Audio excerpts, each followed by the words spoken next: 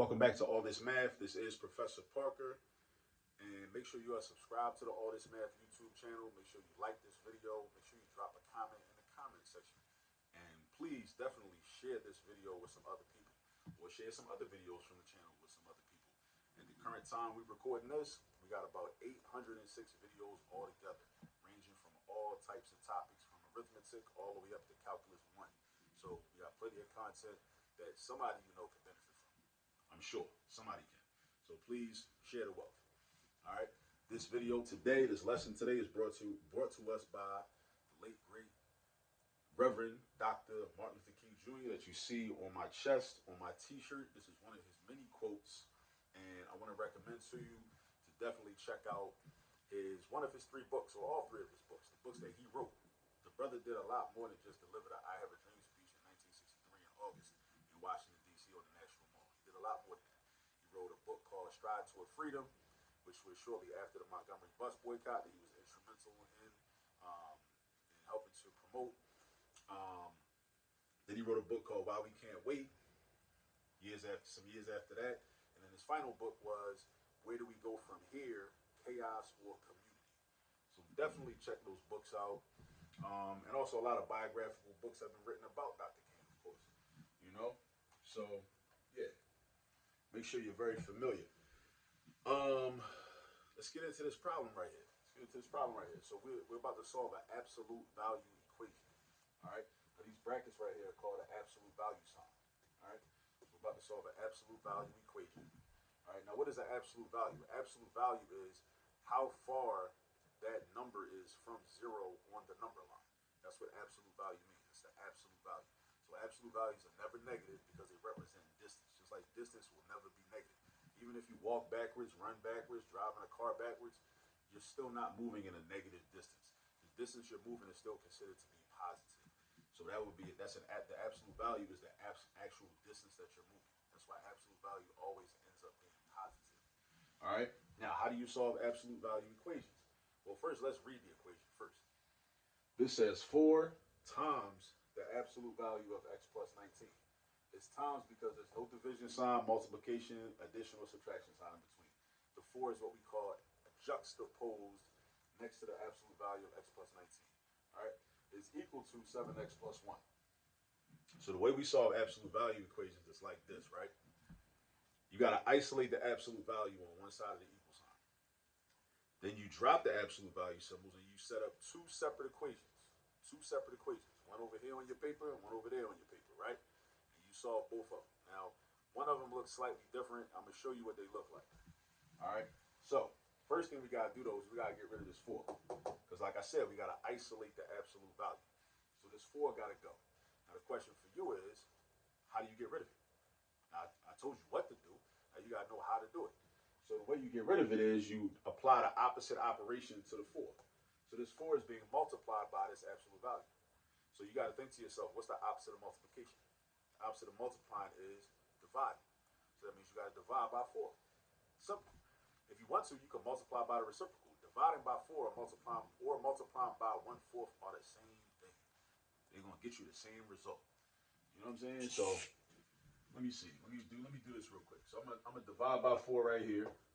But dig this. You also got to divide by 4 on the other side. You got to divide this by 4. You got to divide that by 4. Everything gets divided by 4. You don't divide inside the absolute value by 4. We don't do that, right? Because we don't need to, right? We've already divided by 4 on the left side, essentially by dividing by just that 4. All right, but over here it's different because this expression is not inside absolute value brackets. All right, so you have to apply the division of 4 to every term on this side of the equal sign. So now we got to simplify, see what it looks like. So 4 divided by 4 is 1. And that gets rid of the 4's. Now we're just left with absolute value of x plus 19 is equal to 7/4 x plus 1/4. That's our new equation. Now, like I told you, you got to set up 2 separate equations. That's what we got to do. We got to set up 2 separate equations. All right? So that's how you do it. You drop the absolute value bars. All right? You drop these bars, right? And one equation is going to look like this. X plus 19 is equal to whatever's over here. Whatever's over here, just copy it over. Just copy it. Same thing, you know what I'm saying? Same thing. The second equation is going to look like this. Pull this out of the absolute value bars. So you got x plus 19 is equal to. Now, this is the difference though. We're going to apply a negative 1 or multiply a negative 1 by this whole expression over here. So it's going to look like this. Negative 7/4 x plus 1/4. So look what I did. I took this that was on the right hand side and I applied a negative 1. This negative sign represents a negative 1 being multiplied by this whole thing. That's what that negative sign means. That's what the negative sign means. All right. So this one over here looks like the original equation, except it's missing the absolute value bar. So that's cool. So let's solve this. It don't matter which one you solve first. I'm just in the habit of solving the one that is not negative on the right hand side first. So I'm gonna just go ahead and do that. So how do we do this? It's a lot of ways we can do this, man. Like, that's one thing I want y'all to understand, man. Like, with algebra, just like geometry, pre-calculus, calculus, you got a lot of options. You know, don't be scared of the options. Embrace it. You know, like, it's a lot of different ways we can do this problem. I could transpose first, slide the 7/4 x to the left-hand side, slide the 19 to the right-hand side. I could do that. I could get rid of the fractions. Let's say you're a person watching this video, you're like, yo, I really don't like fractions. Fractions make me uncomfortable. Cool.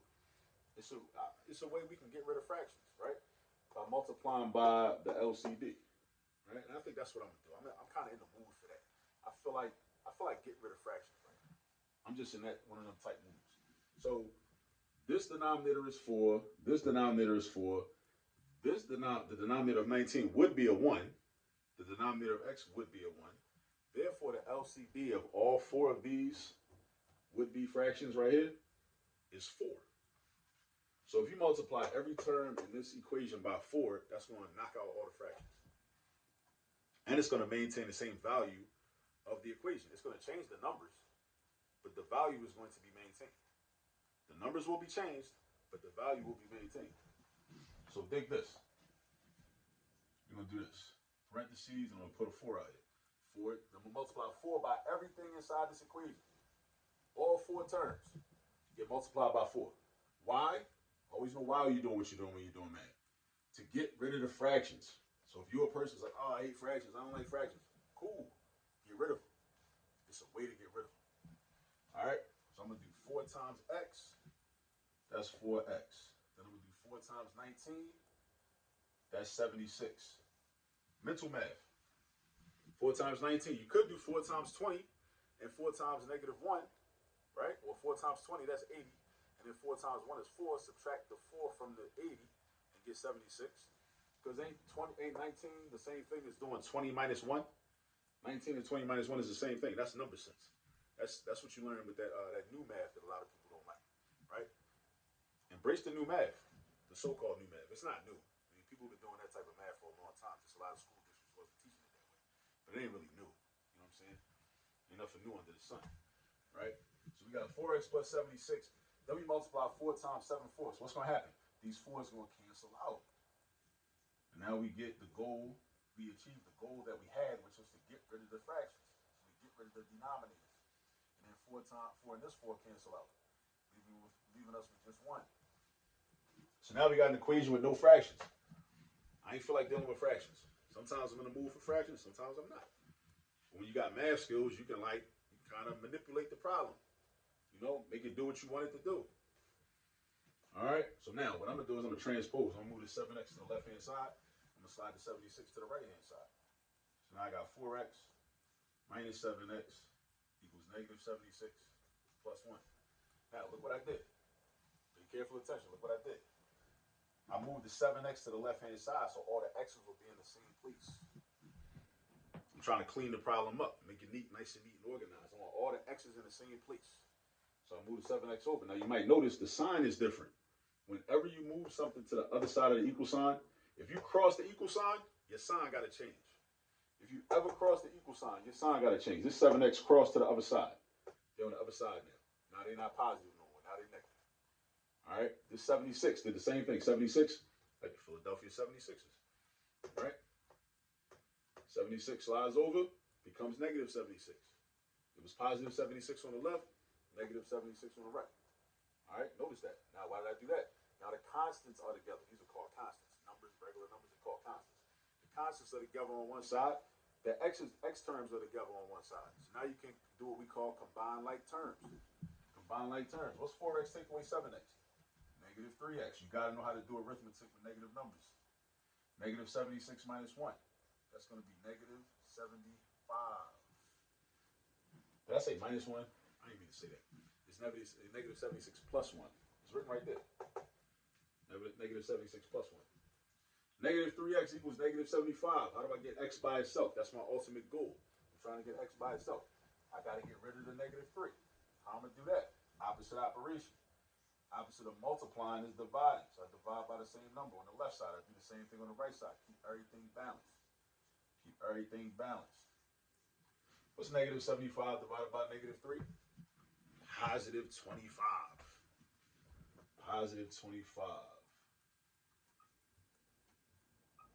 But remember, we got two equations.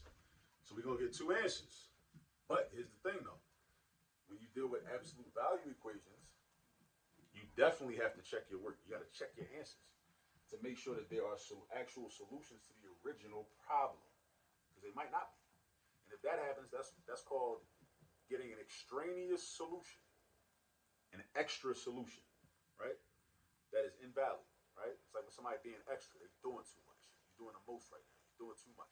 You're being extra. You're in the way. That happens in algebra sometimes. Right? Let's see. Let's see what happens. So this is x equals 25. We're going to check that in a minute. Now over here, we got to apply this negative sign. So let's apply this negative sign. X plus 19 is equal to negative 7/4 x. Negative 7/4 x. Minus 1/4. Minus 1/4. Why? Because that's a negative 1. That's being multiplied by everything inside the parentheses. Everything inside the parentheses. This 7/4 x gets it. This 1/4 gets it. Everything gets it. All right? Everything gets it. All right? So now I'm going to do the same thing I did over here. Because like I said, I'm not in the mood to deal with fractions. I'm not feeling like fractions right now. Sometimes I am. Sometimes I'm not. All right?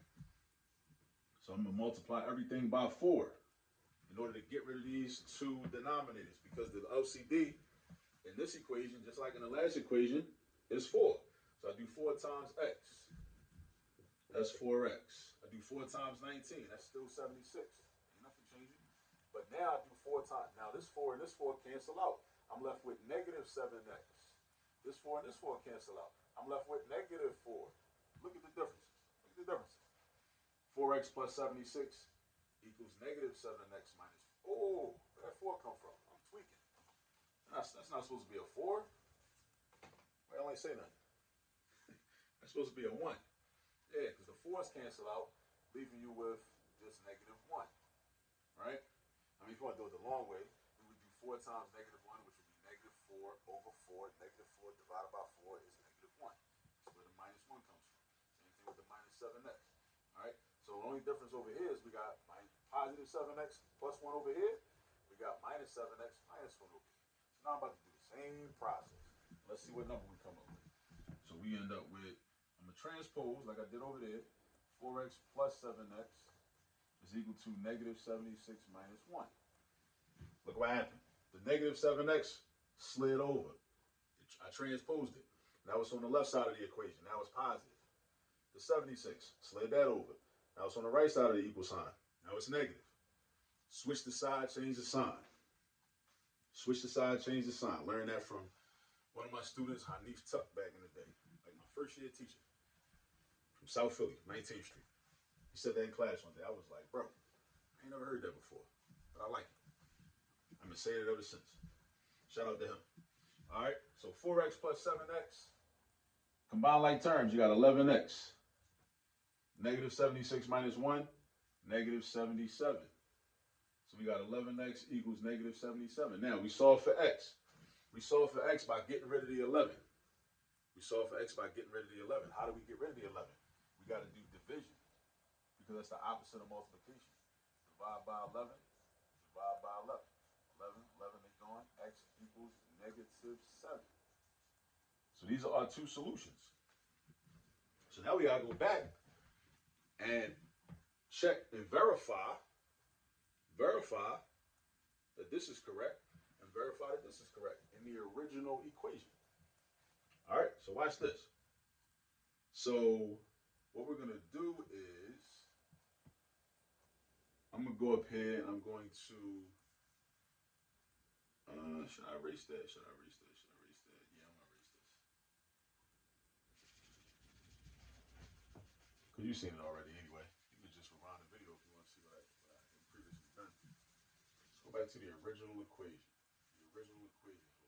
The original equation. All right, so this is the original equation, right? So I'm going to throw the 25 in here, right? So 25 plus 19, right? Let's do some mental math. 25 plus 19. 25 plus 20 would be 45. And then just subtract 1 from that.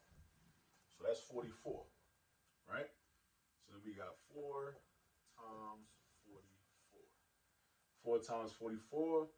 4 times 40 is 160 plus 16 is 176. So this whole left side of the equation. Now, what about the absolute value bars, you might be wondering? Well, 25 plus 19 is positive 44. The absolute value of positive 44 is positive 44, right? So we already had a positive number. Positive numbers remain positive, right? Remain positive, right? Have a positive outlook. Negative numbers become positive. That's what happens with absolute value. We already had a positive 44, so it just stays positive. Then we do 4 times 44, we get 176. Where'd the 4 come from? The original equation. This 4 was outside the absolute value sign. So we get 176 on the left side. Now, when we check our work, we want to see if we get a result of 176 on the right side. That means it's true. If it's a true statement, that means our answer is correct. If it's not, if we don't get a true statement, then our answer is incorrect. Now, 7 times 25. Now, when I think of multiplying by 25, I think of quarters. How much money is 7 quarters? 7 times 25. 7 times 25 will be $1.75, right? $1.75, right? So 7 times 25 is 175. What's 175 plus 1? 176. That's a true statement. 176 is equal to 176. Therefore, x is equal to 25. That's a true statement. So this is a correct answer. So that's a correct answer. Now we got to do the same thing for negative 7. Let's run it back. Let's erase this. Now, negative 7. I throw the negative 7 in here. What's negative 7 plus 19? Negative 7 plus 19 is positive 12. Negative 7 plus 19 is the same thing as saying 19 minus 7. Or it'll give you the same result as when you do 19 minus 7. 19 minus 7 is 12. Then you do 4 times the 12. Now the 12 is already positive. So it stays positive. The absolute value of a positive stays positive. Right? It don't become negative. It don't just become the opposite. Some students make that mistake because we learned that, well, students learn that negatives become positives. So if you don't really understand the concept of that's why concept is so important, right? Understanding math concepts is so much better than just memorizing steps and memorizing algorithms. Because that's why people get jammed up a lot of the times, because they don't understand the concept. A lot of people learn that with absolute value, negatives turns into positives. So if you like forget, you be like, you taking a test or a quiz or something, you're like, what am I supposed to do with the positive? What if it's already positive? Oh, well, negatives turn positive, so positives must turn negatives. Nah, it ain't about that. You're not just making opposite signs. No. Absolute value is talking about the distance between 0 and that number on the number line. Distance is always going to be positive because you're counting distance. Like you measuring something. Like, you know what I'm saying? Like you want to know the distance of the length of a room or something. You know what I'm saying? Looking at the perimeter of a room, whatever. You try and get, carpeting or whatever. You find the area, you find the dimensions of a room or something like that. Right? Distance is always going to be positive. So absolute value is always going to be positive. But you got to know that. You got to know you